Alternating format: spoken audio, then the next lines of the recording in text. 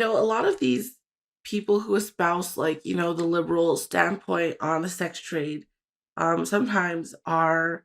in the sex trade themselves. Sometimes, they themselves identify as sex workers. And it's really interesting because a lot of the time it's hard to believe that they're not affected, right? They're not exploited. And I think something that I hear some of my friends who are formerly in the sex trade say is that they had to tell themselves a story, or they had to tell themselves, essentially a lie to keep themselves, mentally okay enough to continue participating in it when they knew that they were being exploited and they knew that it was bad for their health, mental and physical and otherwise. And so, can you maybe speak to a little bit to how, choice, the idea of choice, even when, it's coming from people who supposedly enjoy it, it's still a myth, right? It's still, even people in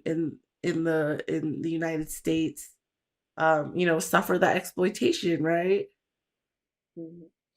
Yes, I was actually just about to talk about that, and I'm really glad that you brought that up because I have seen that as well. That's another aspect of the liberal feminism. That not only do they say, "Oh, that it doesn't matter if some people are exploited because they personally don't feel that way," and like a lot of the times, those people themselves are involved in the sex trade. And I was just about to say that it's definitely what you say, that they're telling themselves a story, even if they don't admit it openly, like how some people have told you. Like they still do feel that way on the inside. And statistics also demonstrate these things, that almost all of them, over 80% of them,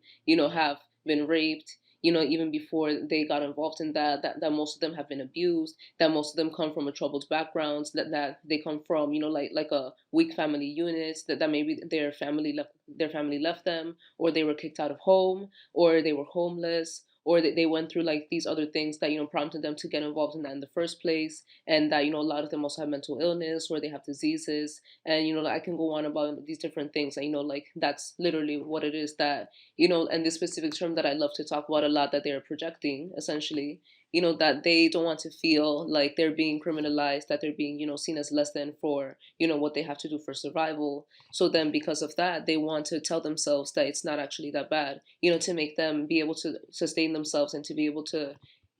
basically mentally mitigate as much as they can in the things that they do, so that they don't completely lose their minds, because having to assimilate everything that we're talking about right now, for instance, would be maybe too much for them to fully accept, especially all at once, and that they're not ready to make that realization yet. And that because of that, then they're just telling themselves, okay, so I'm just going to tell myself this lie, that this is actually not bad, because they want to be told that what is bad is good. And also because they want to rid themselves of guilt for what they're doing. And like usually the ones who defend that and make those points, like what you said, like they really are the ones that are involved in that. Even because for them to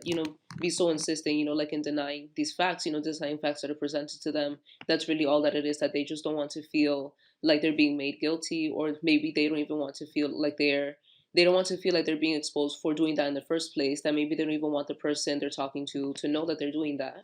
And like the irony is that they usually reveal themselves by saying those things, because those types of people are usually the ones who say that.